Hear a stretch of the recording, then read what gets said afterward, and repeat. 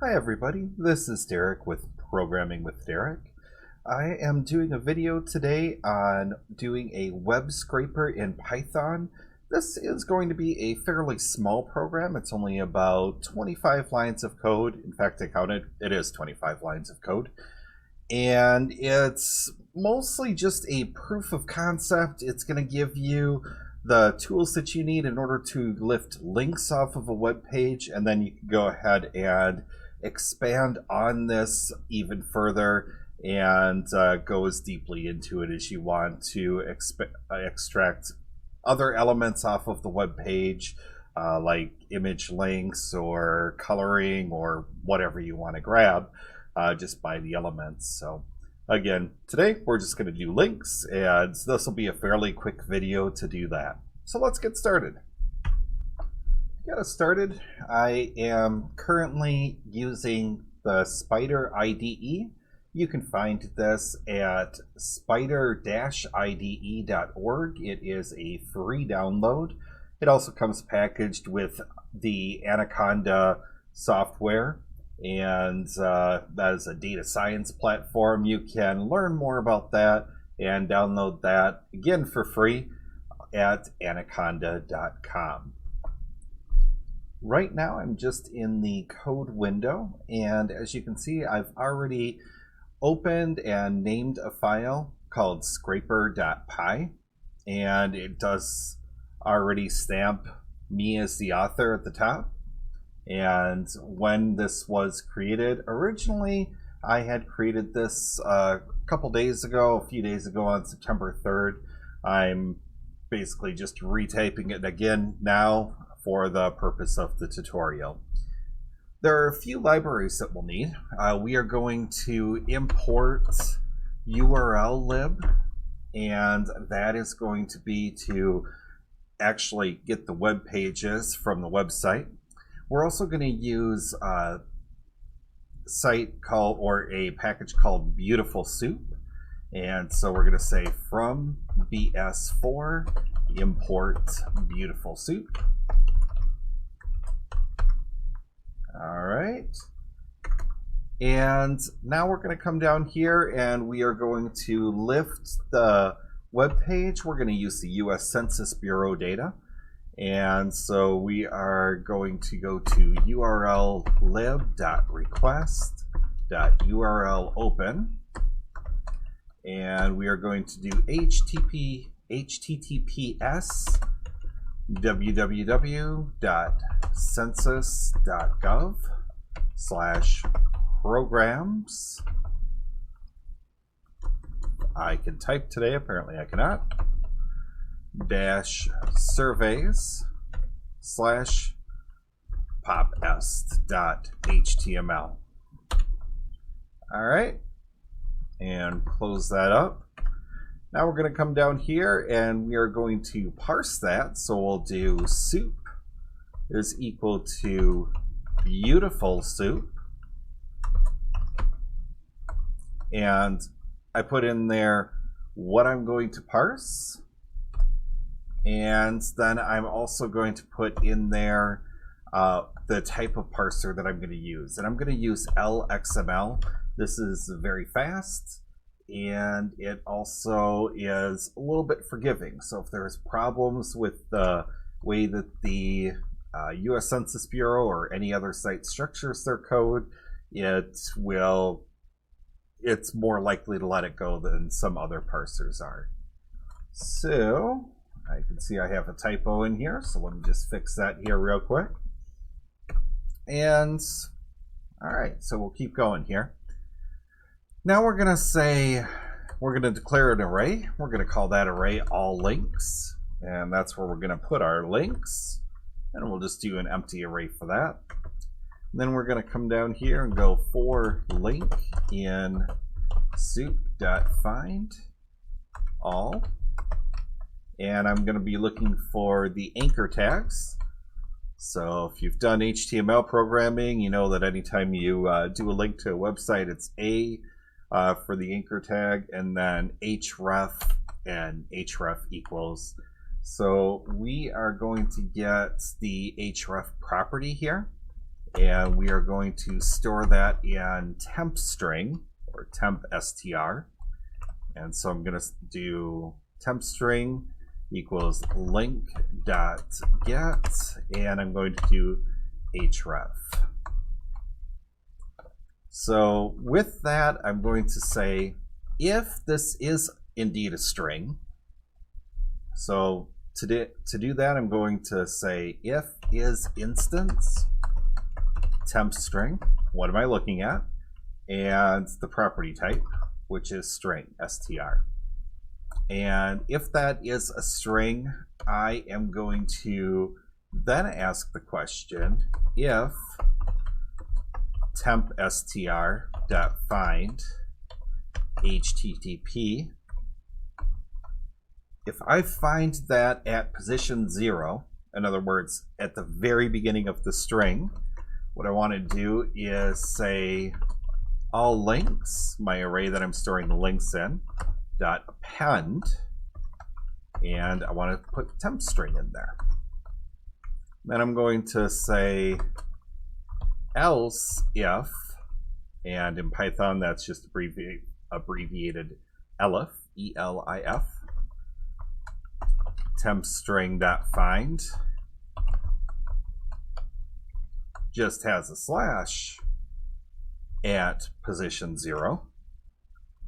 I'm going to guess that that is a relative link, but I'm going to take an extra step here, and I'm also going to ask the question of if the length of that temp string is greater than 1. In other words, I don't want to do anything with it if it is just a slash and that's all it is. And if that is the case, I'm going to come down here and I'm going to say all links dot append https://www.census.gov. And the slash is already in there, so I don't need to add that. And so I'll close that up and put temp string in there, temp str in there. All right, that takes care of actually both of my if blocks. And now what I want to do is I want to come down here and remove the duplicates. All right, and so I'm going to set a variable of I, and I'm going to set that equal to 0. And then I'm going to say while I is less than the length of all links. So I'm going to go to the end of that array. And within that, I'm going to say whatever I is, because I'm comparing I to all the rest of the links. And I'm just doing that moving forward over and over again, and until I've reached the very end of the array. So then I'm going to say variable j is equal to I plus 1, because I don't want to compare the I to itself, the link at position I should say, to itself. And then I'm going to say while j is less than, again, the length of all links. Then I'm going to come in here and ask the question of does all links at position I equal all links at position j? And if it does, I'm going to go ahead and pop that duplicate off by doing all links.pop at position j. And then I'm going to say else j is equal to j plus 1. Why am I doing it this way and not incrementing in the case of popping? Because when I pop a link off, it essentially brings that j forward anyway, so I don't have to go ahead and iterate j. In fact, if I did, after I pop an item, then I would end up skipping items, and I would still end up with potential duplicates. So now I'm going to come back here and I'm going to say I is equal to I plus 1. And now I want to write it to a file. So I'm going to call my file variable f, and I'm going to say open and censuslinks.csv, and I'm going to give write and create permissions to that. So I'm going to say w+, and that way if the file's not there, which it isn't, it will be created. And so now I'm going to come down here and I'm going to say for link, not lionc, but link in all links. And I'm going to say f.write link plus, and I want to put a new line on there because I don't want them all mashed together in one line. So I'm going to do that and then complete that for loop and say f.close. All right. So now let's go ahead and run this and see how it goes. And so we're going to run that. And when I did that, if we come down here to our console window, I'm not seeing any errors. So the few that would have been produced, I had caught while I was typing. Otherwise, if I did have a problem, let's say I had misspelled something. In fact, I'll go ahead and do that here real quick. Let's go ahead and just change that. All right. So to show you here real quick, I just changed f.w42 right, just to give a little nod to Hitchhiker's Guide to the Galaxy.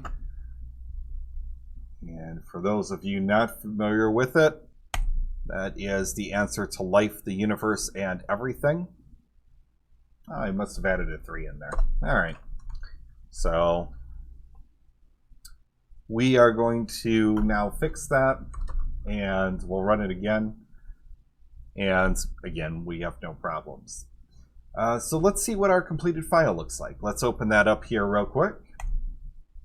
And so I'm going to come in here, and I am going to show you that, and we'll see census links scraper I just saved at 619, and census links just got produced at 619. So we'll open that up, and we open that up in the code window, and we see how everything is all the way that it should be. So that is all of it. Thank you very much for taking the time to watch this video, and please do comment, also like and subscribe. Helps me know that people are watching and people are actually getting something out of these videos. So any feedback is always appreciated. So again, please comment. Let me know how I did, what you would like to see in the future, what you liked, what you loved, what you didn't like, what you hated, whatever. Any feedback is always welcome. So thank you very much, and keep learning.